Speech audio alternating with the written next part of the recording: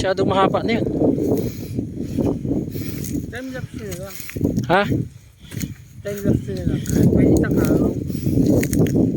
Yan na? Time-lapse. Time lock? Time-lapse. Lap? LAPS. Ano ibig sabihin? Kukuha ka na lang doon.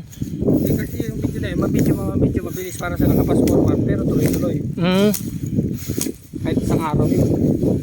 Mas mahina ang consume na memory. Wari ko, mas maganda rito. Magtayo.